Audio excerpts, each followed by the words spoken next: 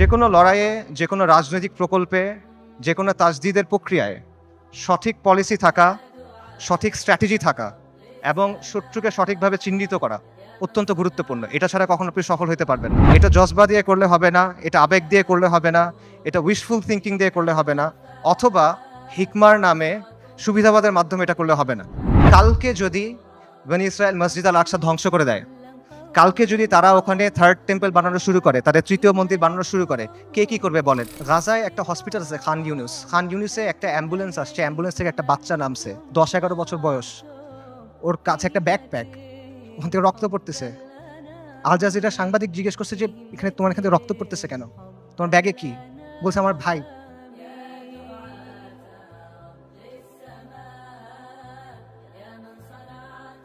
বাচ্চারা, ডাক্তাররা ব্যাগ খুলে দেখছে যে একটা 5 বছর বয়সী বাচ্চার ডেড বডি, পুরা বডি নাই, ছিন্ন বিচ্ছিন্ন বডি। যারা আমাদেরকে হত্যা করতেছে, যারা আমাদের উপর আগ্রাসন চালাচ্ছে, তাদের নিয়ে আমাদের মধ্যে মুগ্ধতা কাজ করে। যারা পরাজিত জাতি, তারা সবসময় বিজয়ী জাতির অনুকরণ করে। ওয়ামা লাকুম লা তুকাতিলুনা ফি সাবিলিল্লাহ, তোমার কি হয়েছে, তোমাদের কি হলো, তোমরা কেন আল্লাহর রাস্তায় কিতাল করতেছো না? আল্লাহ সুবহানাহু ওয়া তাআলা বলেন ওয়াকাতিলুহুম হাত্তা লা তাকুনা ফিতনা, ওর সাথে কিতাল করো যতক্ষণ পর্যন্ত ফিতনা দূরীভূত না হয়। এটা স্পষ্ট। আল-কুদস উমর রাদিয়াল্লাহু আনহুর সময় কিভাবে ফাতা হয়েছে, আল-কুদস সালাহউদ্দিন আইয়ুবীর সময় কিভাবে ফাতা হয়েছে, এগুলোতে মানে জটিলতার কিছু নাই, এটা স্পষ্ট উত্তর। কিন্তু এই উত্তরটা আমরা নিতে পারতেছি না। ইসরায়েলকে সবচেয়ে বেশি সামরিক সমর্থন কে দেয়? আমেরিকা। আসমান থেকে ফেরেশতা নেমে এসে আপনার জন্য জিহাদের দরজা খুলে দিবে না? আল্লাহ, আপনি আমাদের কাছ থেকে নেন, যতক্ষণ পর্যন্ত আপনি খুশি না হন আপনি আমাদের কাছ থেকে নেন, আমরা প্রস্তুত আছি। এই কথাটা যখন আমরা বলতে পারবো এবং এই কথার উপর যখন আমরা আমল করতে পারবো, যখন আমরা বলবো ইয়া আল্লাহ আপনি নেন, ততক্ষণ পর্যন্ত নেন যতক্ষণ আপনি সন্তুষ্ট না হন, তারপর আপনি আমাদেরকে আল আকসা দেন, তখন আল-কুদস আপনি মুক্ত করতে পারবেন, আগ পর্যন্ত পাবেন না। বিসমিল্লাহির রহমানির রহিম। ইন্নাল হামদুলিল্লাহ ওয়াসসালাতু ওয়াসসালামু আলা রাসূলিল্লাহ ওয়া আলা আলিহি ওয়া সাহবিহি ওয়া সাল্লামা তাসলিমান কাসীরা। আম্মা বাদ। রাব্বি ইশরাহ লি সাদরি ওয়া ইয়াসসির লি আমরি ওয়াহলুল উকদাতাম মিন লিসানি ইয়াফকাহু কওলি। ওয়া ক্বালা সুবহানাহু ওয়া তাআলা আউযু বিল্লাহি মিনাশ শাইতানির রাজীম। وما لكم لا تقاتلون في سبيل الله والمستضعفين من الرجال والنساء والبلدان الذين يقولون ربنا أخرجنا من هذه القرية الظالم أهلها واجعل لنا من لدنك وليا واجعل لنا من لدنك نصيرا الذين آمنوا يقاتلون في سبيل الله والذين كفروا يقاتلون في سبيل الطاغوت فقاتلوا أولياء الشيطان إن كيد الشيطان كان ضعيفا صدق الله العظيم. আমরুল মুমিনিন সাইয়েদনা উমর ইবনুল খাত্তাব রাদিয়াল্লাহু আনহুম আজমাইনের খিলাফতের সময়কার কথা।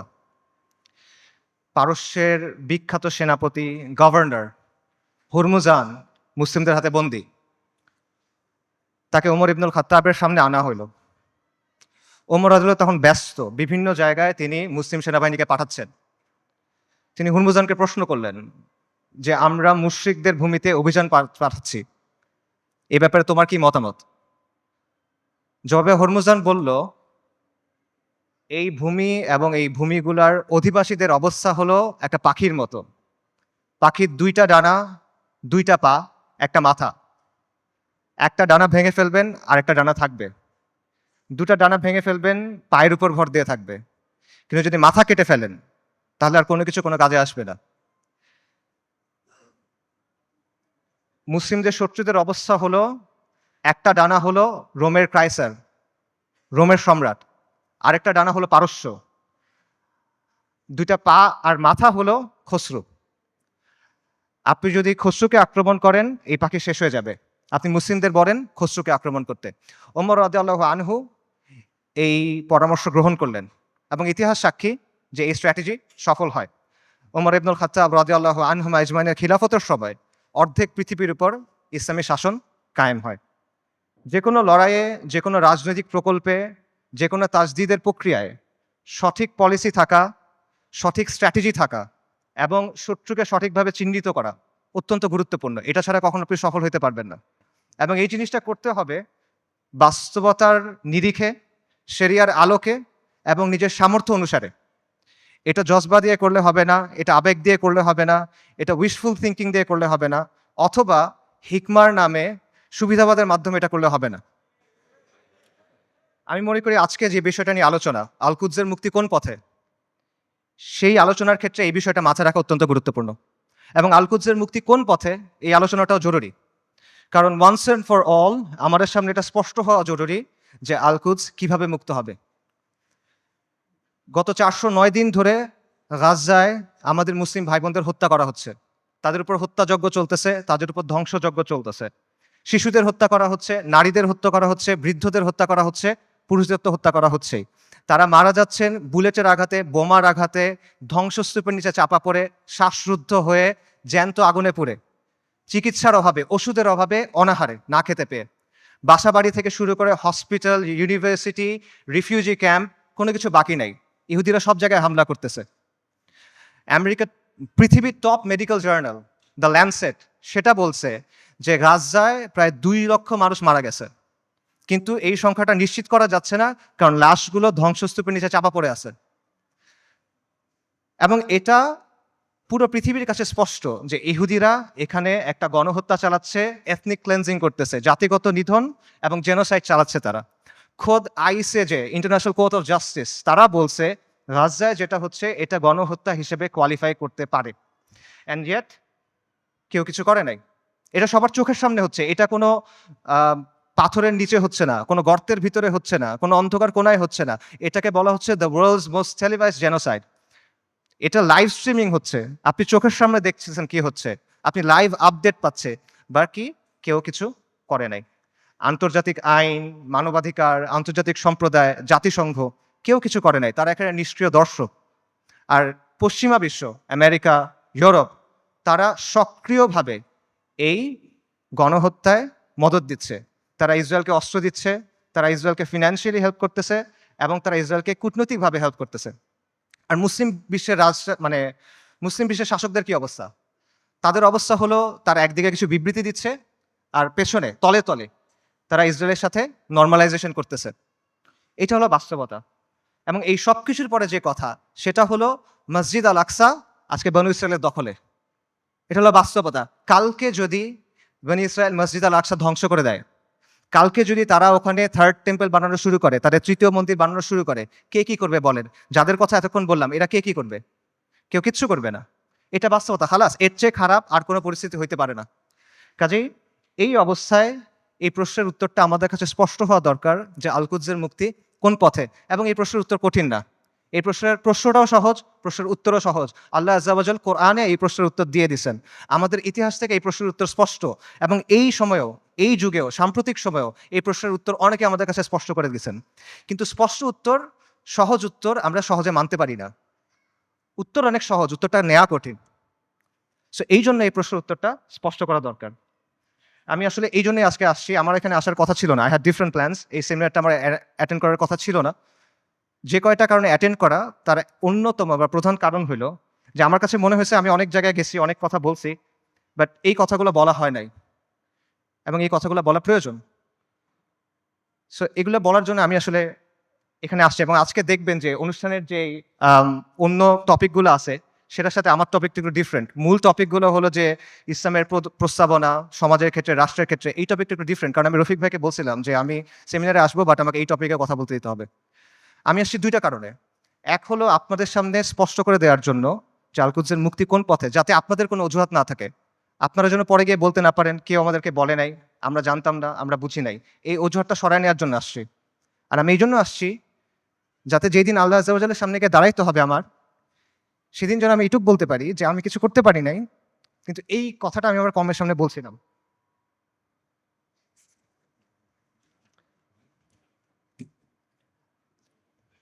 আল কুদসের মুক্তি কোন পথে, এই আলোচনাটা ঢুকার আগে কয়েকটা বিষয় একটু ক্লিয়ার করা দরকার।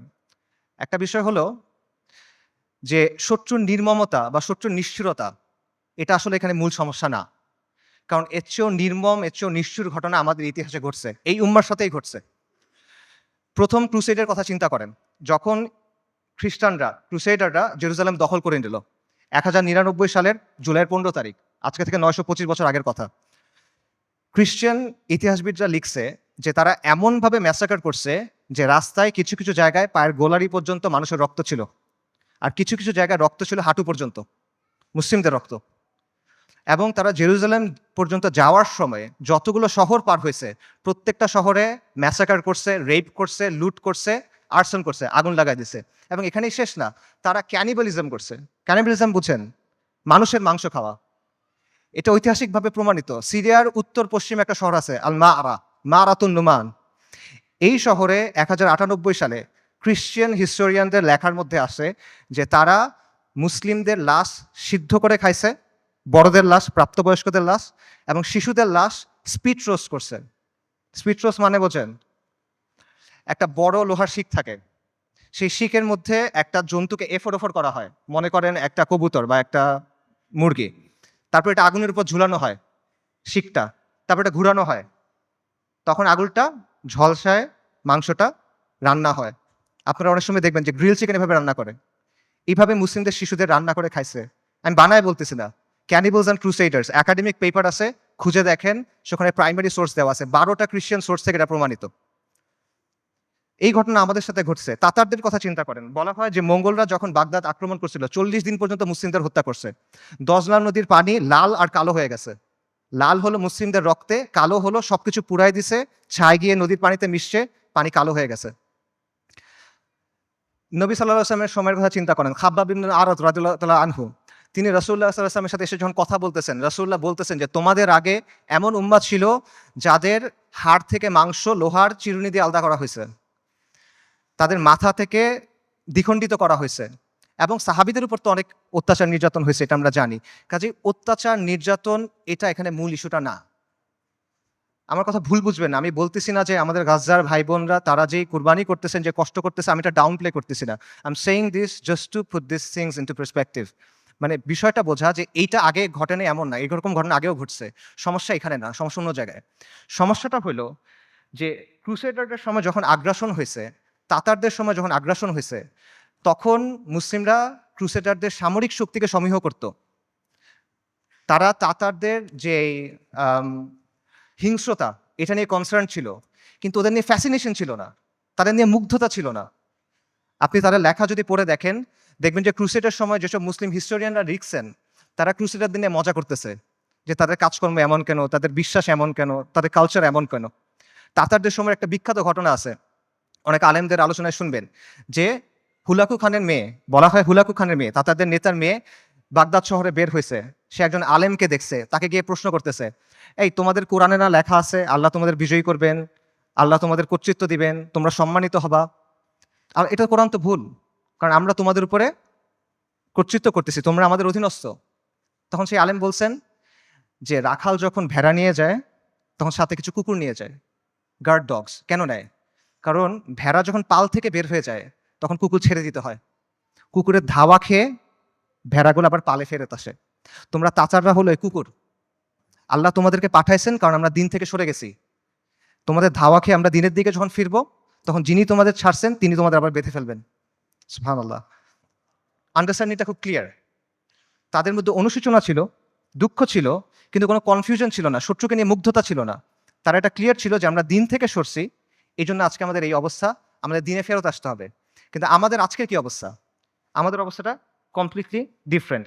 যারা আমাদেরকে হত্যা করতেছে, যারা আমাদের উপর আগ্রাসন চালাচ্ছে, তাদের নিয়ে আমাদের মধ্যে মুগ্ধতা কাজ করে, তাদের নিয়ে আমাদের মধ্যে ফ্যাসিনেশন কাজ করে, এবং আমরা মনে করি যে আমরা আরো বেশি করে কুফারের মতো হইতে হবে, আমাদের কুফারের অনুকরণ করতে হবে, তাহলে মনে হয় আমরা জিততে পারবো, তাহলে মনে হয় আমাদের দুরবস্থা যাবে। এবং আমরা মনে করি যে কুফারের যে তন্ত্রমন্ত্র আছে, কুফারের যে বাদ মতবাদ আছে, এগুলোর মাধ্যমে মনে হয় দিনের খেদমত হবে।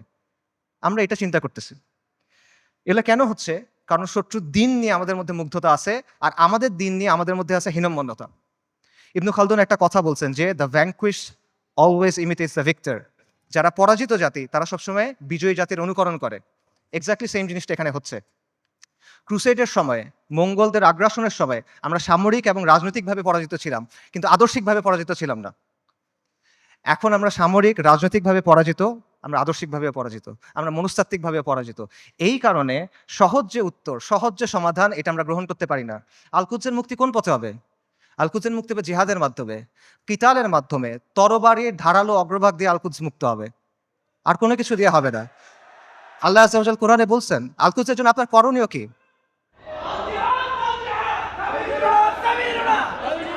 আল্লাহ আযজা ওয়া জাল বলছেন কোরআনে, আল কুদসের জন্য আপনার কমপ্লেন কি? সূরা নিসার আয়াতটা আমি পড়ছি। ওয়া মা লাকুম লা তুকাতিলুনা ফি সাবিলিল্লাহ।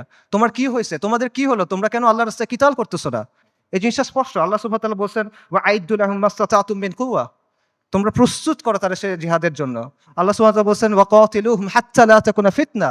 ওর সাথে কিতাল করো যতক্ষণ পর্যন্ত ফিতনা দূরীভূত না হয়। এটা স্পষ্ট। আল কুদস উমর রাদিয়াল্লাহু আনহুর সময় কিভাবে ফাতা হয়েছে? আল কুদস সালাহউদ্দিন আইয়ুবীর সময় কিভাবে ফাতা হয়েছে? এগুলোতে মানে জটিলতার কিছু নাই। এটা স্পষ্ট উত্তর। কিন্তু এই উত্তরটা আমরা নিতে পারতেছি না। এবং আমাদের মধ্যে কনফিউশন আছে। ঠিক আছে, জিহাদ হবে, জিহাদটা কিভাবে হবে? আপনি ফিলিস্তিনে গিয়ে জিহাদ শুরু করবেন নাকি? ওমর রাদিয়াল্লাহু আনহুর সময় কি ফিলিস্তিনে জিহাদ শুরু হয়েছিল নাকি ফিলিস্তিনে গিয়ে জিহাদ শেষ হয়েছিল? সালাহউদ্দিন আল আইয়ুবীর সময় জিহাদ কি ফিলিস্তিনের দরজায় শুরু হয়েছিল না জিহাদ ফিলিস্তিনের ভেতরে গিয়ে শেষ হয়েছিল? এই প্রশ্নগুলোর উত্তর সোজা। আপনি কি জিহাদ ফিলিস্তিনে গিয়ে শুরু করবেন নাকি জিহাদ করতে করতে করতে গিয়ে আল্লাহ একসময় আল আকসাকে আমাদের হাতে দিবেন ইনশাআল্লাহ? এই প্রশ্নগুলোর উত্তর সোজা, কিন্তু আবারও ওই সহজ উত্তরটা আমরা নিতে পারি না। কারণ এই যে আমাদের পরাজিত মানসিকতা, এটা আমাদের আচ্ছন্ন করে রাখছে। এটার বাইরে আমরা বের হইতে পারতেছি না। আমাদের চিন্তার মধ্যে কিছু জট লেগে আছে। যখনই আমরা ক্লিয়ারলি একটা জায়গায় যেতে চাচ্ছি, ওই জটগুলোর জন্য আমরা কনক্লুশনে পৌঁছাতে পারতেছি না।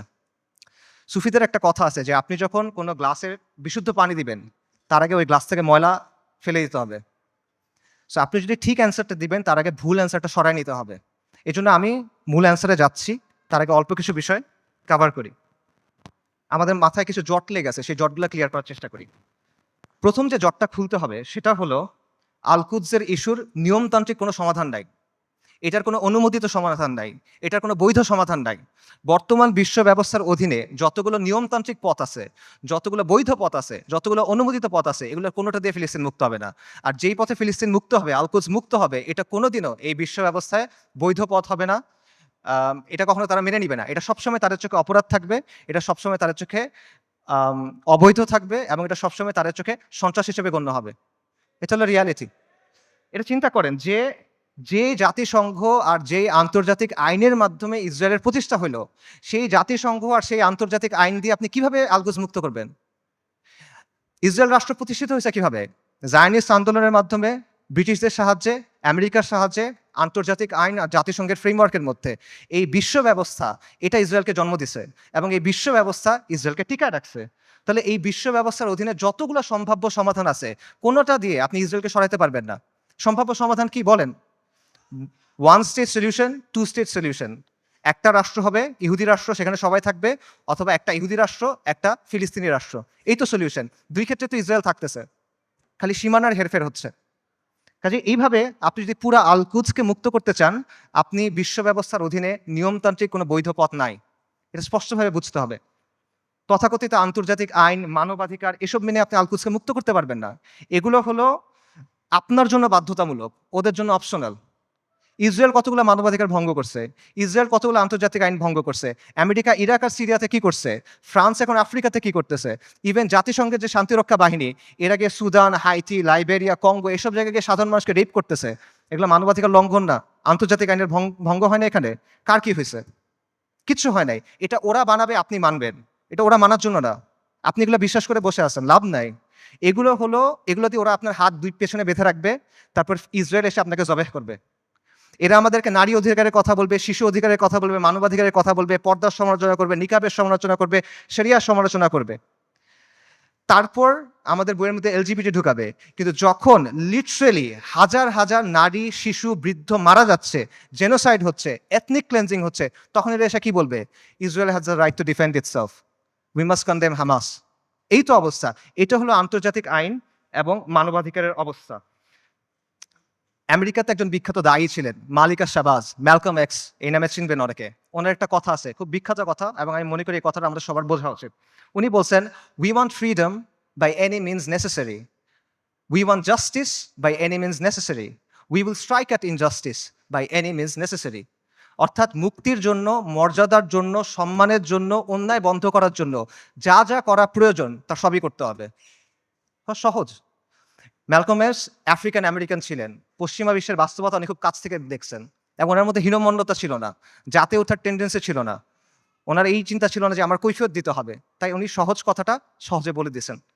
তো এই কথাটা আপনারা বুঝতে হবে, যদি আপনি মুক্তি চান, যদি আপনি মাথা উঁচু করে বাঁচতে চান, তাহলে you have to get it by any means necessary. এটা মাথার মধ্যে গেঁথে নেন, এটা মনের মধ্যে খোদাই করে নেন যে আন্তর্জাতিক আইন, জাতিসংঘ, মানবাধিকার এগুলা মেনে কিয়ামত পর্যন্ত আপনি আল আকসাকে মুক্ত করতে পারবেন না।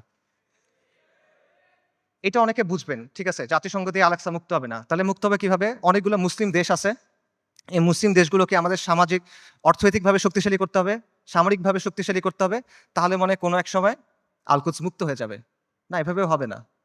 এরকম রাষ্ট্র যেগুলো আছে গত 1 বছরে তারা কি করছে বলেন? এরকম কিছু রাষ্ট্রের নাম বলেন। ইউএই, কাতার, সৌদি আরেবিয়া, তুরস্ক, এরা এই রাস্তাতেই আছে, তাই না? আচ্ছা, তারা কি করছে বলেন? সর্বপ্রথম যে রাষ্ট্র ইসরায়েলের সাথে নরমালাইজেশন করছে, প্রথম যে রাষ্ট্রগুলো করছে তার মধ্যে একটা হলো ইউএই। ইসরায়েলকে সবচেয়ে বেশি অস্ত্র সাপ্লাই দেয় আমেরিকা।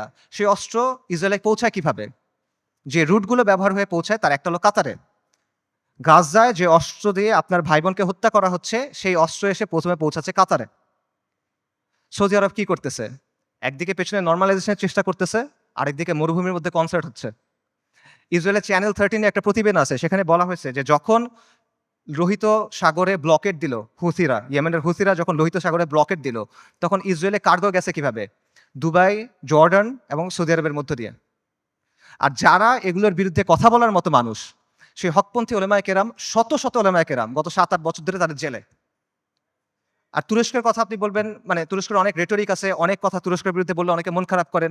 আমাকে বলেন যে তুরস্কের বাস্তবতা কি? তুরস্ক কি করছে আমাকে বলেন। তুরস্কের বাস্তবতা হলো তুরস্ক নেটো সদস্য।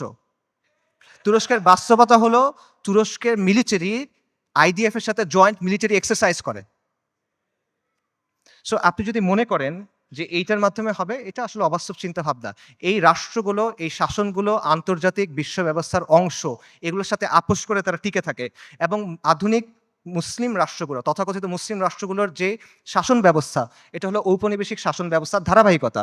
আমাদের এখানে ইসলামী শাসন ছিল, ফিরিঙ্গিরা এসে তাদের শাসন ব্যবস্থা চাপাই দিছে, এখন এই রাষ্ট্র এবং এই শাসকরা সেটাই কন্টিনিউ করতেছে। এটা হলো রিয়ালিটি।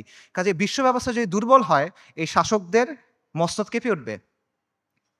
এবং বিশেষ করে আরবের যে রাজতন্ত্রগুলো আছে বা মনার্কিগুলো আছে, তারা ক্ষমতায় আছে এবং টিকে আছে প্রথমে ব্রিটেনের সাথে আপোষ করার মাধ্যমে, এখন আমেরিকার সাথে আপোষ করার মাধ্যমে। এগুলো বাস্তবতা, এই বাস্তবতা অস্বীকার করার কোনো সুযোগ নেই। এগুলো ঐতিহাসিকভাবে প্রমাণিত সত্য কথা। কাজেই এরা কখনোই এমন কোনো কাজ করবে না যেটা এই বিশ্ব ব্যবস্থার বিরুদ্ধে চায়। তারা যদি আন্তরিকভাবে চায়ও, তাহলে তারা এটা করতে পারবে না। তারা অ্যাট বেস্ট এটা ম্যানেজ করতে পারবে, এবং এটি তারা চেষ্টা করে ম্যানেজ করা, যে 2 লক্ষ মানুষ মারা গেছে, আমরা একটা বিবৃতি দিব, এইটুকুই তারা করবে। এইটাই ম্যানেজ করার চেষ্টা করবে তারা। কাজেই এটা সত্য, মুসলিমদেরকে অর্থনৈতিকভাবে শক্তিশালী হতে হবে, রাজনৈতিকভাবে শক্তিশালী হতে হবে, সামরিকভাবে শক্তিশালী হতে হবে, কোনো প্রশ্ন নাই। কিন্তু পরাধীন অবস্থায় না। আমরা মনে করি আমরা স্বাধীন হয়েছি, আমরা স্বাধীন হই নাই, আমরা এখনো পরাধীন অবস্থায় আছি। পরাধীন অবস্থায় আপনার জিডিপি যত হোক, আপনার রাস্তা যত সুন্দর হোক, আপনার দেশে যত স্কাইস্ক্রেপার থাকুক, ইট ডাজন্ট ম্যাটার। আপনি পরাধীন, ওই টাকা আপনার হাতে নাই, ওই অস্ত্র আপনার হাতে নাই, ওই শক্তি আপনার হাতে নাই। সো এই বিষয়টা বুঝতে হবে যে আপনি আগে মুক্ত হইতে হবে, তারপরে এই শক্তি। এবং এখানে আরেকটা পজিশন আছে, অনেকে যেটা মনে করেন যে ঠিক আছে, জাতিসংঘ দিয়ে হবে না, মুসলিম রাষ্ট্র দিয়ে হবে না, কিন্তু মুসলিম সেনাবাহিনীগুলো দিয়ে হবে। এই সেনাবাহিনীগুলো, বিশেষ করে আরবের যে সেনাবাহিনীগুলো আছে, ফিলিস্তিনের কাছাকাছি যে সেনাবাহিনীগুলো আছে, এরা হয়তোবা সাহায্য করবে। এবং আপনারা দেখবেন যে যখনই এই ম্যাসাকারগুলো হয়, ইসরায়েল তো পিরিয়ডিক্যালি এটা করে, কিছুদিন পরপরই এটা হয়, তখনই এরকম হ্যাশট্যাগ থাকে, যেমন আর্মিস টু আল আকসা, যে আর্মিগুলাকে আল আকসাকে মুক্ত করবে। এটা অবাস্তব চিন্তা ভাই। আমি আপনাকে ইয়েমেনের তাগুত আলী আবদুল্লাহ সালের একটা কথা বলি। আলী আবদুল্লাহ সালে একবার বলছে একটা সাক্ষাৎকারে যে এইসব আর্মির কাজ হলো মানুষকে দমন করা। যদি জনগণ আমার বিরুদ্ধে বিদ্রোহ করে, আমি আর্মি দিয়ে জনগণকে দমন করব। এর বাইরে এদের আর কোনো কাজ নাই, এটা শোর জন্য। জনগণকে রক্ষা করা এই সেনাবাহিনীর কাজ না। এটা হলো আলী আবদুল্লাহ সালের কথা। সে একটা মিথ্যাবাদী, কিন্তু সে এখানে সত্য বলছে। এটি হলো বাস্তবতা। আপনি দেখেন যে এই আর্মিগুলোকে প্রশিক্ষণ দেওয়া হয়েছে, অস্ত্র দেওয়া হয়েছে, অর্থায়ন করেছে কেন? এই আরব শাসকদের মসনদ টিকায় রাখার জন্য এবং মুসলিমদের পায়ের নিচে রাখার জন্য, ইসলামকে দমন করার জন্য। এটা হলো বাস্তবতা। এবং এই আর্মিগুলো আসলে যাবে কেমনে আল আকসা পর্যন্ত বলেন তো? ইসরায়েলের চারপাশে যে দেশগুলো আছে, এগুলো তো ইসরায়েলকে রক্ষা করতেছে। আপনি যাবেন কেমনে ওখানে? আপনি তো বাংলাদেশ থেকে যেতে পারবেন না ওখানে, তাই না? আপনার ওই জায়গার থেকেই ওখানে যেতে হবে। তো তারা যাবে এটা কেমনে? এবং যখন আপনি যে বলতেছেন এই আর্মিগুলো ক্ষমতা নিবে বা তারা কাজ করবে, এগুলো তো অলরেডি হয়েছে, এটার বাস্তবতা আমরা দেখছি। মিশরে কি হয়েছে জামাল আব্দুল নাসেরের সময়? জামাল আব্দুল নাসের ইখওয়ানুল মুসলিমিন বা মুসলিম ব্রাদারহুডের সাথে একটা ওয়াদা করছিল। কোরআনের উপর হাত রেখে সে ওয়াদা করছে যে মুসলিম ব্রাদারহুড রাস্তায় আন্দোলন করবে, রাজপথে আন্দোলন করবে, জনমত গঠন করবে। জামাল আব্দুল নাসের আর তার বন্ধুরা সেনাবাহিনীর মধ্যে কু করবে, সামরিক অভ্যুত্থান করবে। তারপর তারা ক্ষমতায় যাবে, ক্ষমতায় গিয়ে কোরআনের শাসন প্রতিষ্ঠা করবে। কোরআনের উপর হাত রেখে ওয়াদা করছে, কু হয়েছে, মুসলিম ব্রাদারহুড তার ওয়াদা পূর্ণ করছে, সে ক্ষমতায় গেছে, ক্ষমতায় গিয়ে কি করছে, গায়রুল্লাহর আইন দিয়ে শাসন করছে, মুসলিম ব্রাদারহুডকে জবে করছে। উস্তাদ সাইদ কুতুব রাহিমুল্লাহ সহ অনেক মানুষকে তারা শহীদ করে দিছে। এটা হলো বাস্তবতা। এরা যখন আসে তখন কি করে, এটা চোখের সামনে আসে। কাজেই আরব রাষ্ট্রগুলো বা এই রাষ্ট্রগুলোর যে শাসন ব্যবস্থা, যে শাসকরা আছে, এরা হলো ইসরায়েলের ঘনিষ্ঠতম মিত্র। আর এই বাহিনীগুলো হয় ইসরায়েলের বর্ডার গার্ড অথবা জাতিসংঘের ভাড়াটে সৈন্য। এটা হলো বাস্তবতা। সো এদেরকে দিয়ে আপনি ফিলিস্তিন মুক্ত করবেন, এটা ডিলিউশন ভাই। এবার আসেন ইরানের কথায়। আমরা অনেকে মনে করি যে ইরান ফিলিস্তিনকে মুক্ত করবে। আল-কুদসের মুক্তি ইরানের মূল উদ্দেশ্য না। ইরানের মূল উদ্দেশ্য হলো মধ্যপ্রাচ্যে শিয়াদের যে ক্ষমতা, এটা বৃদ্ধি করা, শিয়া অ্যাক্সিস বলে যেটাকে। এবং এটা সে করবে অ্যাট ইয়োর কস্ট। একটা কথা আছে গেম থিওরিতে, জিরো সাম গেম, যে তার শক্তি যত বাড়বে আপনার শক্তি তত কমবে। এটা বাস্তবতা। ইরানের সাথে ইসরায়েলের স্বার্থের দ্বন্দ্ব আছে, ইরানের সাথে আমেরিকার স্বার্থের দ্বন্দ্ব আছে, কিন্তু তার মানে কিন্তু ইরানের সাথে আপনারও দ্বন্দ্ব আছে। যে ইরান আজকে ফিলিস্তিনের মুক্তি করার জন্য বুলি আওড়াচ্ছে, তারাই আজকে সিরিয়াতে আহলুস সুন্নাহ ওয়াল জামাকে হত্যা করতেছে, তারাই আজকে আহওয়াজে আহলুস সুন্নাহ ওয়াল জামাকে হত্যা করতেছে, তারা ইরাকে আহলুস সুন্নাহ ওয়াল জামাকে হত্যা করছে, এখন নির্যাতন করতেছে। এটা হলো বাস্তবতা। ইরানের স্বার্থ আর আহলুস সুন্নাহ ওয়াল জামার স্বার্থ কখনোই এক না। ইরান সক্রিয়ভাবে এই মুহূর্তে আহলুস সুন্নাহ ওয়াল জামার সাথে যুদ্ধে লিপ্ত। এই মুহূর্তে, আগে কখনো ছিল, পরে কখনো এগুলো বলছে না, অ্যাট দিস মোমেন্ট তারা আমাদের সাথে যুদ্ধে লিপ্ত, অ্যাট দিস মোমেন্ট তারা আমাদের হত্যা করতেছে। আমেরিকা যখন আফগানিস্তানে আক্রমণ করছে, আমেরিকা যখন ইরাকে আক্রমণ করছে, ইরান তাদেরকে সহায়তা করছে। এটা তাদের মুখের কথা, এটা আমি বানায় বলতেছি না, আপনারা গিয়ে চেক করেন। মোহাম্মদ খাতামি ইরানের প্রেসিডেন্ট ছিল 97 থেকে 2005 পর্যন্ত সম্ভবত। তার একটা বক্তব্য আছে যে তালিবানের বিরুদ্ধে আমরা আমেরিকাকে সাহায্য করছি, স্পষ্ট বক্তব্য আছে তাদের। এগুলো লুকোছাপার কিছু না। এবং সবচেয়ে বড় যে বিষয়টা, ইরানের ব্যাপারে সতর্ক হওয়ার সবচেয়ে বড় কারণ হলো যে তাদের সাথে আমাদের আকীদার দ্বন্দ্ব আছে, তাওহীদের ব্যাপারে দ্বন্দ্ব আছে। তারা আল্লাহর উলুহিয়াত, আল্লাহর রুবুবিয়াত, আল্লাহর সিফাতের ব্যাপারে শিরক করে। তারা আমাদের মা আয়েশা রাদিয়াল্লাহু তাআলা আনহার ব্যাপারে জঘন্য কথা বলে, যেটা কোনোদিন কিয়ামত পর্যন্ত মানা সম্ভব না আমাদের পক্ষে। তারা সাহাবায়ে কেরাম রাদিয়াল্লাহু তাআলা আনহুম আজমাইনকে তাকফির করে, এটা কোনোদিন পর্যন্ত মানা সম্ভব না। এগুলো কোনো ফুরুই বিষয় না ভাই। এই জিনিস মেনে আপনি কোনো কিছু করতে পারবেন না। আল্লাহ আল কুদসকে এই শিরকের সাথে এই করে আপনি মুক্ত করতে পারবেন না। ইরানকে আপনার দেখতে হবে ক্রুসেডের সময়ে উবাইদি সাম্রাজ্যের মতো করে। ক্রুসেডের সময়ে একটা সাম্রাজ্য ছিল, উবাইদি সাম্রাজ্য। এটাকে আপনারা অনেকে ফাতেমি খিলাফত নামে চিনেন। এরা আকীদাতে ছিল ইসমাইলি শিয়া, মানে ইমামি শিয়াদের চেয়েও খারাপ, বাতেনি এরা, ইসমাইলি শিয়া। তারাও জেরুজালেমকে মুক্ত করার কথা বলতো, তারাও ঐক্যের কথা বলতো, কিন্তু ইতিহাস খুলে দেখেন তাদের ভূমিকা কি ছিল। আহলুস সুন্নাহর সাথে তাদের ভূমিকাটা কি ছিল, এটা ইতিহাস খুলে দেখেন। এবং এটা শুধু তখন না, এখনো এবং এর আগেও ছিল এরকমই। কাজেই ইরানকে আপনার উবাইদিদের একটা আধুনিক সংস্করণ হিসেবে দেখতে হবে। তবে credit where credit is due, ইরানের কিছু অর্জন আছে যেটা আমাদের নাই, এটা আপনার স্বীকার করতে হবে। শিয়া স্বার্থের জন্য গত 4 দশকে ইরান যেটা করতে পারছে, কোনো সুন্নি শক্তি সেটা এখনো করতে পারে নাই, এটা বাস্তবতা। শিয়াদের আছে একটা রাষ্ট্র আছে, তাদের একটা জিওপলিটিক্যাল প্রজেক্ট আছে। মধ্যপ্রাচ্যে আহলুস সুন্নাহর এরকম কোনো কিছু এখনো নাই। বৈশ্বিকভাবে ফিলিস্তিন ইস্যু ব্যবহার করে ইরান প্রতিরোধের একটা রেটরিক তৈরি করছে, এক ধরনের সফট পাওয়ার তৈরি করছে। এটা আমরা তৈরি করতে পারি নাই, এগুলো বাস্তবতা। এই ক্রেডিট তাকে আপনি দেন, এই অর্জন স্বীকার করেন, কোনো সমস্যা নাই। কিন্তু এই রেটরিকে মজে গিয়ে আপনি মনে করেন না যে তারা হলো উম্মার অগ্রসেনারী, আপনি মনে করেন না যে সে এসে আপনার সহযোগী হবে। এটা যদি আমরা মনে করি তাহলে এটা ভুল হবে, এবং এই ভুলের মাসুল আমাদের দিতে হবে। আরেকটা বিষয় মাথায় রাখেন, সেটা হলো আল কুদস পবিত্র, এটা ইসলাম ছাড়া আর কোনো কিছু দিয়ে মুক্ত হবে না। বাংলাদেশে একটা দল আছে জাসদ, জাতীয় সমাজতান্ত্রিক দল।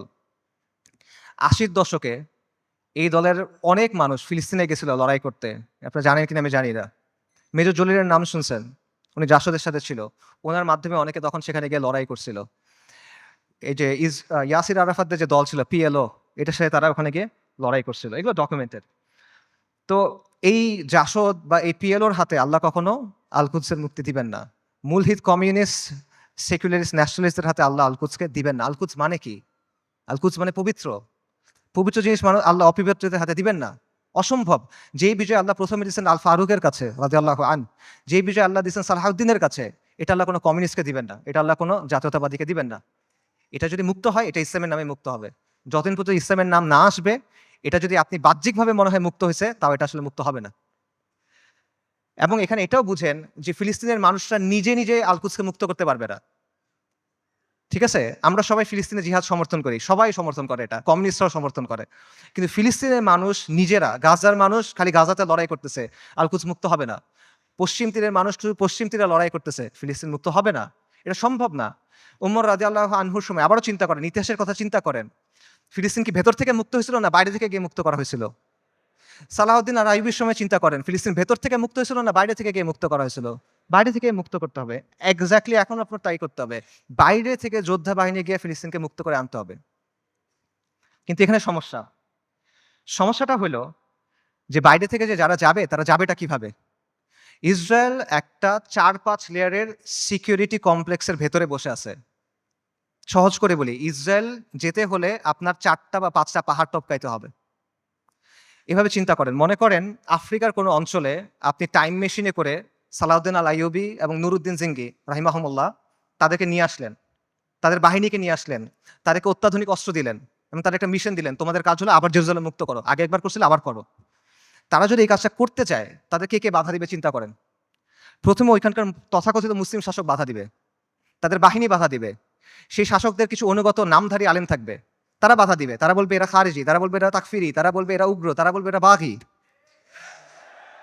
এগুলো বলে অনেকে মাইন্ড করেন, এগুলো বাস্তবতা। আপনারা ভিডিও দেখেন, মিশরের এক বিখ্যাত মুফতি, নাম বললে সবাই চিনবেন, এই বিখ্যাত মুফতি বলছে যে অক্টোবর ৭ তারিখ যে আক্রমণ করা হয়েছে এটা খারিজিদের মতো আক্রমণ হয়েছে, এবং এটা যাদের সামনে বলছে সেই তরুণরা তাকে ভয়ঙ্কর অ্যাগ্রেসিভ একটা স্লোগান দিছে, তখন গালি দিছে বেসিক্যালি, আমি বলতে চাচ্ছি না, আপনাকে ইউটিউবে খুঁজে দেখেন। এগুলো বাস্তবতা।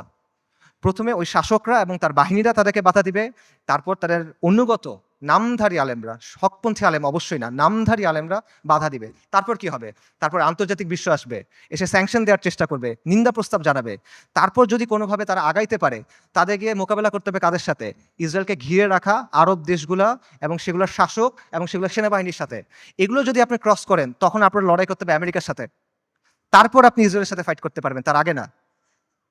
এটা হলো বাস্তবতা। আজকে যদি কোনো সুন্নি রাজনৈতিক শক্তি তৈরি হয়, মনে করেন উত্তর পূর্ব আফ্রিকাতে কোনো সুন্নি দল ইসলামী ইমারত কায়েম করলো, তারা এখন আল-কুদস পর্যন্ত যাইতে চায়, তাদেরকে এই ৪-৫টা পাহাড় টপকায় ওখানে যেতে হবে।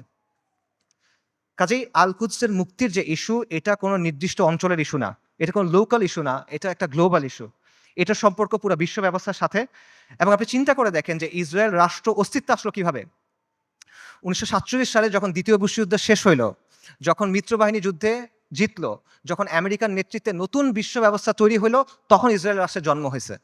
কাজেই যেই আল-কুদস দখল হওয়ার সাথে ইসরায়েল রাষ্ট্র প্রতিষ্ঠিত হওয়ার সাথে সম্পর্ক এই বিশ্ব ব্যবস্থার।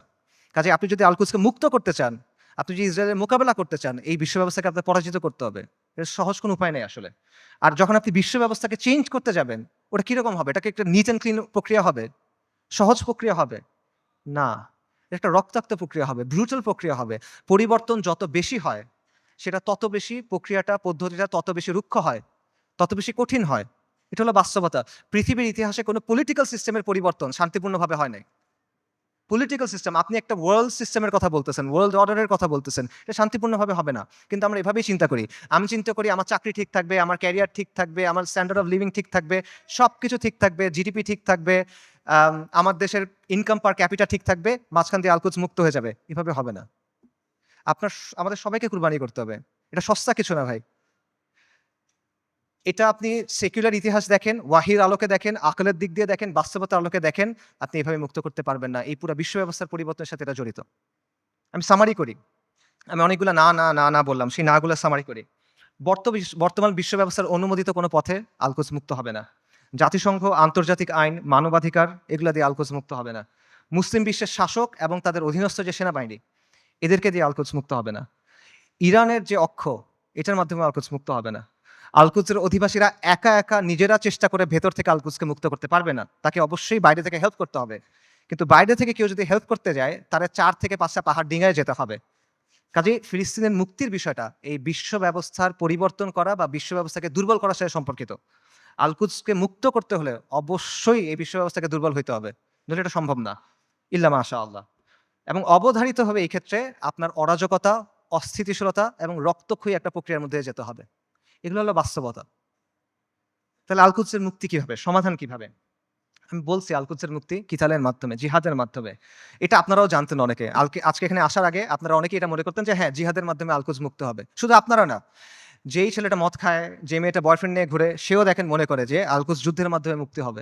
আমেরিকার যে কমিউনিস্টরা আছে, যে এলজিবিটি অ্যাক্টিভিস্টরা আছে, এদের মধ্যে অনেকে মনে করে আল কুদস যুদ্ধ ছাড়া মুক্ত হবে না। আপনারা দেখবেন যে ওদের অনেকে স্লোগান দেয়, from the river to the sea Palestine will be free. তারা এটা বলে। তারা মনে করে ৭ই অক্টোবরের অ্যাটাককে তারা প্রশংসা করে। তারা মনে করে এটা হলো ডিকলোনাইজেশন হচ্ছে। ডিকলোনাইজেশনের সবচেয়ে ভালো রূপ এটা। তো তার বুঝ আর আপনার বুঝে তফাৎ কি? তফাৎটা হলো যে আপনি মনে করছেন যুদ্ধ দিয়ে মুক্ত হবে। আপনার কাছে উত্তরটা আছে, আপনার কাছে গন্তব্যটা আছে। কিন্তু গন্তব্য পর্যন্ত কিভাবে যাবেন এটা আপনি জানেন না। আপনি একটা অঙ্কের উত্তরটা আপনি মুখস্থ জানেন বা কেউ আপনাকে বলে দিছে, আপনি এটা লিখছেন, কিন্তু আপনি অঙ্কটা মিলায় আনতে পারতেছেন না। এটা হলো সমস্যাটা। সো এই কথাগুলো এতক্ষণ আমি যেটা বললাম, যে আমি যে বললাম এভাবে হবে না, এভাবে হবে না, এভাবে হবে না, এটার বলার কারণটা হলো ওই চিন্তার জটগুলো খুলে দেওয়া। যাতে করে আপনার চিন্তাটা স্পষ্ট হয়। আল কুদসকে মুক্ত করতে হলে অবশ্যই জিহাদ করতে হবে এবং এটা একটা উম্মা কেন্দ্রিক প্রচেষ্টা হইতে হবে। এটা কোনো নির্দিষ্ট এক জায়গায় করে আপনি করতে পারবেন না। জিহাদটা শুরু ফিলিস্তিনে হবে না, এটা শেষটা ফিলিস্তিনে গিয়ে হবে। ইতিহাসে এভাবেই বারবার হয়েছে। ওমর ইবনুল খাত্তাবের সময় কি হয়েছিল চিন্তা করেন। সালাহউদ্দিন আল আইয়ুবের সময় কি হয়েছিল চিন্তা করেন। শুরুটা কখনোই ফিলিস্তিনে হয় নাই, শেষটা ফিলিস্তিনে গিয়ে হয়েছে। এবং এই জন্য প্রথমে মুসলিম মেজরিটি দেশগুলো আছে সেগুলোকে আপনার স্বাধীন করতে হবে। সেকুলার সিস্টেম থেকে বের হয়ে সেখানে ইসলামী শরিয়া আনতে হবে। We must replace this tyrannical puppets with man of God. মুত্তাকিদের দিয়ে ওই জায়গায় ইসলামী শরিয়া আনতে হবে, তা না হলে আপনি মুক্ত করতে পারবেন না। এটা হলো বাস্তবতা। এবং এই পরিবর্তনটা, এটা একটা বৈপ্লবিক পরিবর্তন। এটা ব্যালট বক্স দিয়ে আসবে না, এটা কোনোদিনও ব্যালট বক্সে দিয়ে আসবে না। অনেক চেষ্টা করা হয়েছে, আসবে না। সেটা আফগানিস্তানে যেভাবে আসবে, সব জায়গায় এভাবে আসবে, এটা জরুরি না। স্থান, কাল, পাত্র, প্রেক্ষাপট ভেদে পরিবর্তন আসতে পারে, কিন্তু পরিবর্তনটা বৈপ্লবিক হইতে হবে। এটা আপোষের কোনো পরিবর্তন হইলে হবে না। এবং মূল বিষয়টা সিম্পল। কিছু ভূখণ্ডের উপর আহলুস সুন্নাহ ওয়াল জামাত তামকিন লাগবে, শাসন কর্তৃত্ব লাগবে। তারপর সেই ভূখণ্ডগুলোকে ঘাঁটি হিসেবে ব্যবহার করে আপনাকে সামরিক শক্তি তৈরি করতে হবে। তারপর ধাপে ধাপে জিহাদের মাধ্যমে আল কুদসকে মুক্ত করতে পারবেন। এটা হলো অ্যান্সার। এবং এই তামকিন অর্জনের কাজটা সব মুসলিম ভূখণ্ডে আপনি একসাথে করতে পারবেন না, কারণ সব মুসলিম ভূখণ্ডের অবস্থা এক না। আপনি চিন্তা করেন, বাংলাদেশে ইসলামী ইমারত হওয়া আর সিরিয়াতে ইসলামী ইমারত হওয়া কখনো একরকম না। বাংলাদেশ আর ইসরায়েলের মধ্যে বা আল কুদসের মধ্যে 6টা দেশ আছে: Jordan, Iraq, Iran, Afghanistan, Pakistan এবং মোদির ভারত। আনরিয়েলিস্টিক, আপনি ওখান থেকে কোনো যেতে পারবেন না। কিন্তু সিরিয়ার সাথে ডিরেক্ট বর্ডার আছে। কাজেই এই বাস্তবতা বুঝতে হবে যে কোন জায়গায় ফোকাস করতে হবে, কোনভাবে কাজ করতে হবে। তবে মূল সমাধান ওই জায়গাতেই, যেটা আমি আবারও বলতেছি, আল কুদসের নিকটবর্তী মুসলিম ভূখণ্ডে তামকিন অর্জন করতে হবে, শাসন কর্তৃত্ব অর্জন করতে হবে। তারপর সেগুলোকে কেন্দ্র হিসেবে ব্যবহার করে সামরিক শক্তি বৃদ্ধি করতে হবে। তারপর ধাপে ধাপে জিহাদের মাধ্যমে আল আকসার দরজায় গিয়ে পৌঁছাতে হবে। এটা আপনাদের অনেকের কাছে মনে হতে পারে যে ফ্যান্টাসি, আপনাদের অনেকের কাছে মনে হতে পারে যে এটা অনেক কঠিন একটা সলিউশন, কিন্তু এটাই সবচেয়ে প্র্যাগম্যাটিক সলিউশন। এবং এটার উদাহরণ ইতিহাস থেকে আছে। আমি আবারও বলতেছি, ওমর রাদিয়াল্লাহু আনহুর সময় চিন্তা করেন কিভাবে মুসলিমরা আল আকসা মুক্ত করছিল। প্রথমে মদিনার উপরে শাসন কর্তৃত্ব, তামকিন, তারপর জাজিরাতুল আরবের উপরে, তারপর সিরিয়ার কিছু অঞ্চলে, তারপর আল আকসায়। সালাউদ্দিন আইয়ুবীর সময় কিভাবে হয়েছে, সিরিয়ার কিছু অঞ্চলে, তারপর মিশরে, তারপর আল আকসায়। এভাবেই হয়েছে।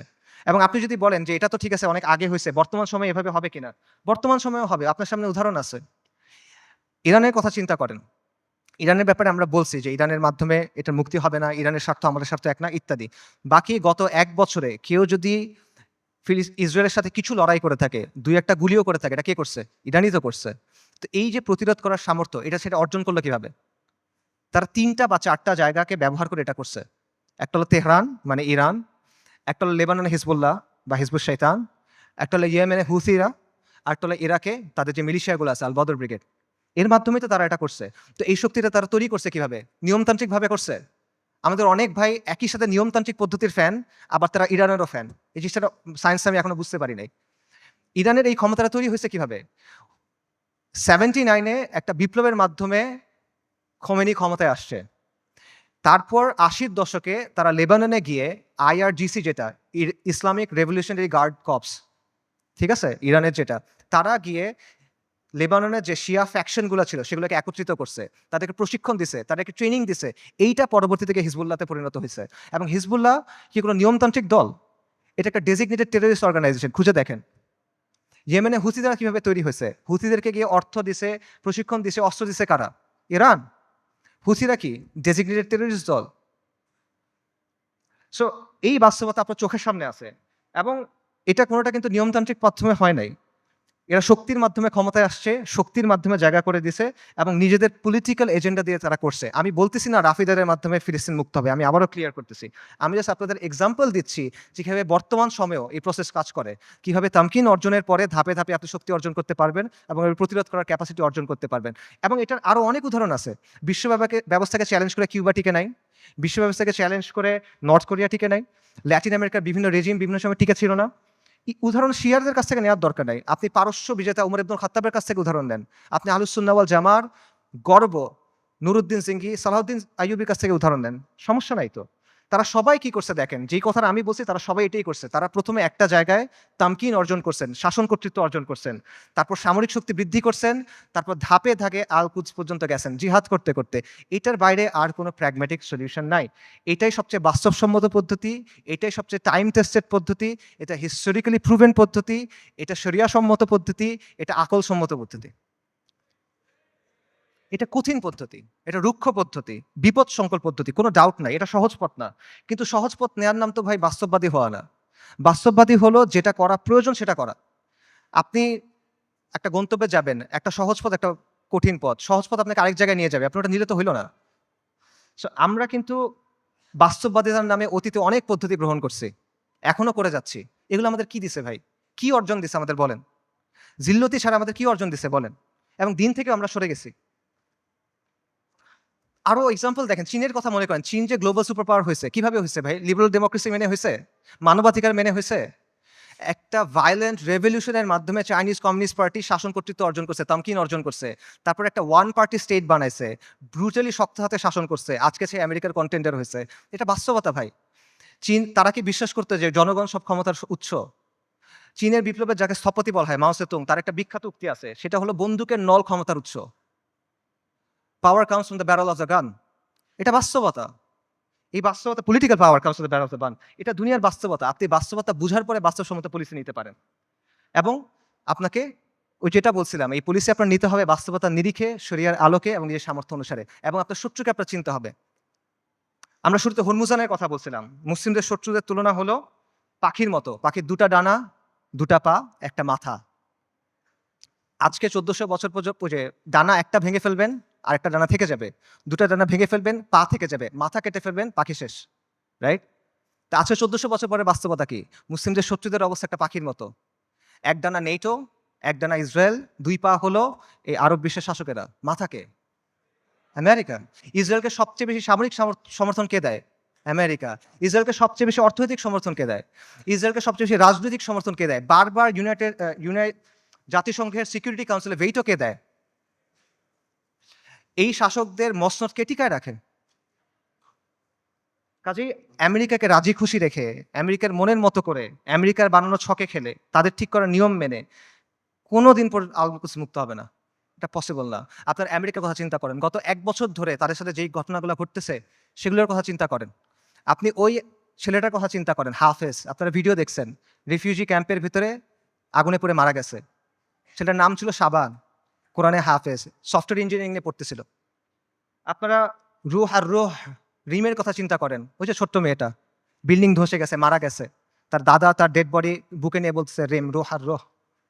তার কথা চিন্তা করেন, তাদের কষ্টের কথা চিন্তা করেন। আপনি ওই বাবার কথা চিন্তা করেন যে সে বিস্কিট কিনতে গেছিল বাচ্চার জন্য, ফিরে এসে দেখে তার স্ত্রী সন্তান মারা গেছে। সে কান্না করতেছে আর বিস্কিটটা বাচ্চার হাতে দিয়ে বলছে, বাবা তুমি এটা নিয়ে যাও। আপনি মার কথা চিন্তা করেন যে বাচ্চার জন্য আটা আনতে গেছে, কারণ বাচ্চা ক্ষুধায় কাঁদতেছে, বুঝে না তো। আটা আনতে গেছে, এসে দেখে সবাই মারা গেছে। আপনি হিন্দ রাজাবের কথা চিন্তা করেন, 6 বছর বয়সী মেয়ে। ওরা গাজা থেকে পালায় যাওয়ার চেষ্টা করতেছিল 7 জন পুরা ফ্যামিলিতে। ইসরায়েলি ট্যাঙ্ক ওদের ঘিরে ফেলছে, গুলি করছে, সবাই মারা গেছে, ও বেঁচে আছে। তখন রেড ক্রিসেন্টে ফোন করছে, অডিও কলটা ইউটিউবে আছে, আপনারা শুনতে পারবেন। ও বলছে যে আমাকে তোমরা বাঁচাও, আমার খুব ভয় লাগতেছে। ওর সব পাশে সবাই মারা গেছে, বাবা মা সবাই মারা গেছে, 6 বছর বয়সী একটা মেয়ে।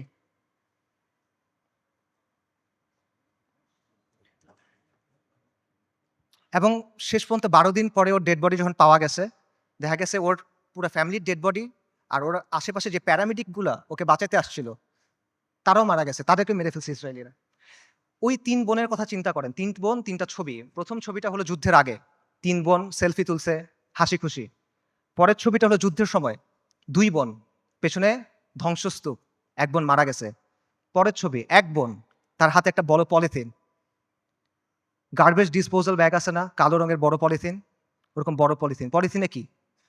তার বোনের ডেড বডি। পুরা বডি নাই, ছিন্ন-বিচ্ছিন্ন হয়ে গেছে ওই ডেড বডি। গাজায় একটা হসপিটাল আছে খান ইউনুস। খান ইউনুসে একটা অ্যাম্বুলেন্স আসছে। অ্যাম্বুলেন্স থেকে একটা বাচ্চা নামছে। ১০-১১ বছর বয়স। ওর কাছে একটা ব্যাকপ্যাক।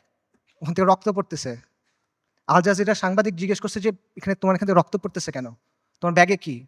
বলছে, আমার ভাই।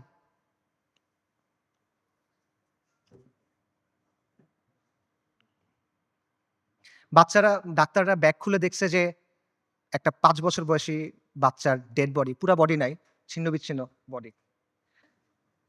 আপনারা ওই মার কথা চিন্তা করেন যে গেছে, যে তার পুরা ফ্যামিলি মারা গেছে, সে এসে জিজ্ঞেস করছে, আমাকে লাশগুলা দাও, আমি দাফন কি করব? তাকে ৩ টা পলিথিন দিছে। কারণ ডেড বডি নাই, ছিন্ন-বিচ্ছিন্ন হয়ে গেছে সব। ৩ টা পলিথিন দিছে। আপনারা ওই বাচ্চাটার কথা চিন্তা করেন, বিল্ডিং ধসে পড়ছে, খুলি ফেটে গেছে, কোটর থেকে চোখ বের হয়ে আসছে এবং ওই নিষ্প্রাণ চোখ, এই নিষ্প্রাণ পৃথিবীর দিকে তাকায় আছে। এদের কষ্টের কথা চিন্তা করেন। এই কষ্ট শুধু তাদের, এই কষ্ট আমাদের না। আমরা না এক উম্মাহ। এক উম্মাহ, এক দেহের মতো, এরকম না? আমাদের স্পর্শ করে না ওই কষ্ট। এই যে এই কষ্টটা কি আমাদের যে কষ্টটা হবে তার চেয়ে বেশি কষ্ট? আমাদের যে কষ্ট ওটা কি এর চেয়ে বেশি কষ্ট? যদি এটা বেশি কষ্ট মনে হয় তাহলে আমি আরেকটা কষ্টের কথা বলি, এটা শোনেন। ওই দিনের কথা মনে করেন যেই দিন আল্লাহর সামনে আপনাকে দাঁড়াতে হবে। ইদা দুক্কাতিল আরদু আরদান দাক্কান দাক্কা ওয়া জাআ রাব্বুক ওয়াল মালাকু সাফফান সাফফা ওয়া জিআ ইয়াওমাইযিন বিজাহান্নাম। পৃথিবী চূর্ণ-বিচূর্ণ হয়ে যাবে, বালির মতো হয়ে যাবে। আপনার প্রতিপালক আসবেন এবং মালাইকারা আসবে সারিবদ্ধভাবে এবং জাহান্নামকে আপনার সামনে আনা হবে। ওই দিন আল্লাহ আপনাকে প্রশ্ন করবেন, আমাদেরকে প্রশ্ন করবেন। কি জবাব দিবেন আল্লাহকে বলেন? ফাইয়াউমাইযিন লা ইউআযযিবু আযাবাহু আহাদ ওয়া লা ইউথিকু ওয়াসাকাহু আহাদ। আল্লাহ ওই দিন যেভাবে আযাব দিবেন ওভাবে আর কেউ দেয়া নাই। আল্লাহ ওই দিন যেভাবে বাঁধবেন ওভাবে আর কেউ বাঁধে নাই। কি বলবেন আল্লাহকে তখন? আল্লাহ আপনাকে যদি জিজ্ঞেস করেন তুমি কি করছিলে, আপনি কি জবাব দিবেন বলেন? এই কষ্ট বেশি না দুনিয়াতে আপনার যে কষ্ট হবে সেটা বেশি? লা ইলাহা ইল্লাল্লাহ। এত কিছুর পরও দেখেন আল কুদসের মানুষ ঈমান, ইস্তিকামাত এবং সবরের কি দৃষ্টান্ত স্থাপন করছে। একজন বৃদ্ধা বলতেছে, আমাদের জান, মাল, সন্তান সবকিছু আল্লাহর জন্য কুরবান। মৃত্যু যদি আল কুদসের জন্য হয় তাহলে এটা সুন্দর মৃত্যু। ইনশাআল্লাহ কিয়ামত পর্যন্ত আমরা রিবাদ করে যাব। এটা সস্তা কিছু না, এটা রাসূলুল্লাহ সাল্লাল্লাহু আলাইহি ওয়াসাল্লামের ইসরা ওয়াল মিরাজের জায়গা। আমরা বাইতুল মাকদিসের অধিবাসীরা প্রস্তুতি আছি, কুরবানি করার জন্য প্রস্তুতি আছে। যত কুরবানি লাগে আমরা করব। ওই বাবার কথা চিন্তা করেন, হাসপাতালে একই দিনে ২ বাচ্চা মারা গেছে, ২ ছেলে মারা গেছে। উনি বলতেছেন আলহামদুলিল্লাহ, এটা জিহাদের ভূমি, এটা রিবাতের ভূমি। আমাদের যা কিছু আছে সব আল্লাহর জন্য। আল্লাহ আমাদের খালেক, উনি আমাদের তৈরি করছেন, উনি আমাদের পাঠাইছেন, উনি নিয়ে যাবেন, ওনার যা খুশি উনি করবেন। আমরা এটাতে খুশি, আমরা এটার উপর সবর করব। বান্দা যখন বিপদের মধ্যে পড়ে, ওলামায়ে কেরাম হাদিসের আলোকে বলছেন যে বান্দা যখন বিপদের মধ্যে পড়ে তখন আল্লাহ এটার মাধ্যমে তার সগীরা গুনাহগুলো মাফ করে দেন অথবা তাকে পরিশুদ্ধ করেন, কারণ আল্লাহ তাকে আখিরাতে বড় পুরস্কার দিতে চান। আমি মনে করি আমাদের গাজ্জার ভাই বোনদের সাথে, ফিলিস্তিনের ভাই বোনদের সাথে এই বিষয়টাই হইতেছে ইনশাআল্লাহ তাআলা। আল্লাহ তাদেরকে জান্নাতুল ফেরদৌস আলার জন্য প্রস্তুত করতেছেন।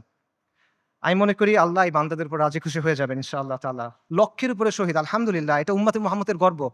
আমাদের মৃতরা জান্নাতে ইনশাআল্লাহ, ওদের মৃতরা জাহান্নামে। আল্লাহু মাওলানা ওয়ালা মাওলা লাহুম।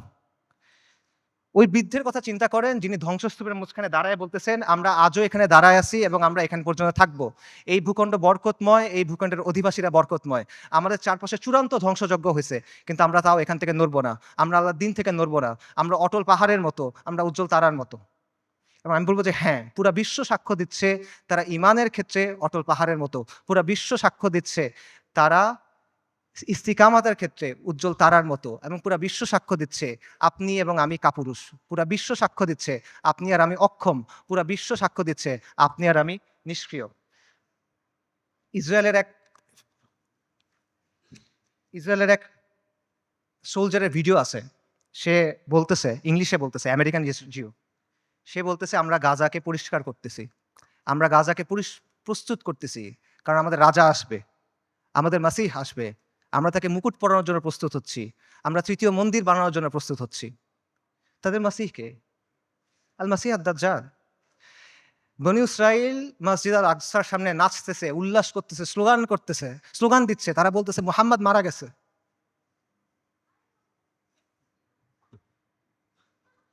আল্লাহুম্মা সাল্লি ওয়া সাল্লিম আলা নবিয়িনা মুহাম্মদ। এটা কি অবস্থা ভাই? এই জিনিসটা মানা সহজ নাকি আল-কুদসের জন্য ফাইট করা সহজ? এই পথটা আমাদের কাছে অনেক বেশি কঠিন মনে হইতেছে। কোন পথটা আমাদের কাছে বেশি কঠিন মনে হয় এটা ঠিক করে দিবে যে আমাদের ঈমানের অবস্থাটা আসলে কি। নবী সাল্লাল্লাহু আলাইহি ওয়াসাল্লাম তার হাদিসে বলছেন, আমি হাদিসের তর্জমা বলতেছি। ইবনে উমর রাদিয়াল্লাহু তাআলা আনহু থেকে বর্ণিত। রাসূলুল্লাহ সাল্লাল্লাহু আলাইহি ওয়াসাল্লাম বলছেন, যখন তোমরা ইনার পদ্ধতিতে ব্যবসা করবে, গরুর লেজ আঁকড়ে ধরবে, কৃষিকাজে সন্তুষ্ট থাকবে এবং জিহাদ ছেড়ে দিবে, তখন আল্লাহ তোমাদের উপর লাঞ্ছনা এবং অপমান চাপায় দিবেন। সাদাকা রাসূলুল্লাহ। এর চেয়ে বড় লাঞ্ছনা আর এর চেয়ে বড় অপমান কি আছে? আর নবী সাল্লাল্লাহু আলাইহি ওয়াসাল্লাম বলছেন, এই অবস্থা ততক্ষণ থাকবে যতক্ষণ না পর্যন্ত তোমরা তোমাদের দ্বীনে ফেরত আসো। সুনান আবু দাউদের হাদিস। আল-কুদস জিহাদের মাধ্যমে মুক্ত হবে, কিন্তু এই জিহাদের দরজা কেউ এসে আপনার জন্য খুলে দিবে না। আসমান থেকে ফেরেশতা নেমে এসে আপনার জন্য জিহাদের দরজা খুলে দিবে না। জিহাদের দরজা খুলতে হবে তাওহীদ আর হাদিদের শক্তি দিয়ে। খুলতে হবে না, ভাঙতে হবে এটা। এই রাস্তা আপনি মনে করতেছেন আল-কুদস পর্যন্ত আপনার জন্য একটা লাল গালিচা বিধানো রাস্তা তৈরি করে দিবে যে ভাই আমি আল-কুদসে গিয়ে জিহাদ করব না। আপনার রক্ত, আপনার হাড়, আপনার মাংস, লাশের শাড়ি, খুলির পাহাড় পার হয়ে আপনার আল-আকসা যাইতে হবে। এটা ছাড়া আর কোনো অপশন নাই। আল-কুদসের দাম অনেক বেশি, এটা সস্তা না। বাইতুল মাকদিসের মানুষরা বলে দিছে, আল্লাহ আপনি আমাদের কাছ থেকে নেন, যতক্ষণ পর্যন্ত আপনি খুশি না হন আপনি আমাদের কাছ থেকে নেন, আমরা প্রস্তুত আছি। এই কথাটা যখন আমরা বলতে পারবো এবং এই কথার উপর যখন আমরা আমল করতে পারবো, যখন আমরা বলবো ইয়া আল্লাহ আপনি নেন, ততক্ষণ পর্যন্ত নেন যতক্ষণ আপনি সন্তুষ্ট না হন, তারপর আপনি আমাদেরকে আল-আকসা দেন, তখন আল-কুদস আপনি মুক্ত করতে পারবেন, আগ পর্যন্ত পাবেন না। আল-কুদস এমন এক দুলহান যার মাহার আমাদের রক্ত। আল-কুদস এমন এক দুলহান যার মাহার আমাদের রক্ত। মাহার পরিশোধ করা ছাড়া কোনো বিকল্প নাই, কোনো বিকল্প নাই। আল্লাহ আযজা ওয়া জাল্লা আল-কুদসকে মুক্ত করার প্রক্রিয়ায় শামিল হওয়ার তৌফিক দান করেন। আল্লাহ আমাদের তৌফিক দান করেন আল-কুদসকে মুক্ত করার। আল্লাহ আমাদের দুনিয়ার ভালোবাসার মৃত্যুকে অপছন্দ করার অসুখ থেকে মুক্ত করে দেন। আল্লাহ আমাদের মসজিদ আল আকসাতে সালাত আদায় করার তৌফিক দান করেন। আল্লাহ আমাদের চোখগুলোকে প্রশান্তি দেন। আল্লাহ আমাদেরকে খাইবারের মতো একটা দিন দেখান। আল্লাহ আমাদের বনু কুরাইযার মতো একটা দিন দেখান। আল্লাহ আমাদেরকে বনু কুরাইযার মতো একটা দিন দেখান। আল্লাহ আমাদের ক্ষমা করে দেন। আল্লাহ আমাদের মাফ করে দেন। আল্লাহ আমাদের নিফাক দূর করে দেন। আল্লাহ আমাদের নিষ্ক্রিয়তা দূর করে দেন। আল্লাহুম্মা মানসুরুল মুজাহিদিন ফি ফিলিস্তিন। আল্লাহুম্মা মানসুরুল মুজাহিদিন ফি গাজ্জা। আল্লাহুম্মা মানসুরুল মুজাহিদিন ফি বিলাদিশ শাম। আল্লাহুম্মা মানসুরুল মুজাহিদিন ফিল ইয়ামান। আল্লাহুম্মা মানসুরুল মুজাহিদিন ফিস সোমাল। আল্লাহুম্মা মানসুরুল মুজাহিদিন ফি কুল্লি মাকান। আল্লাহুম্মা রযুকনি শাহাদাতান ফি সাবিলিক। আল্লাহুম্মা রযুকনি শাহাদাতান ফি সাবিলিক। আল্লাহুম্মা ইন্নী আসআলুকা কাতলান ফি সাবিলিক। আল্লাহুম্মা ইন্নী আসআলুকা কাতলান ফি সাবিলিক। আল্লাহুম্মা ফাশহাদ। এই বক্তব্যে যদি ভালো কিছু থাকে এটা আল্লাহর পক্ষ থেকে, যা কিছু খারাপ, যা কিছু ভুল এটা আমার আর শয়তানের পক্ষ থেকে। ওয়া মা আলাইনা ইল্লাল বালাগ। আসসালামু আলাইকুম ওয়া রাহমাতুল্লাহ।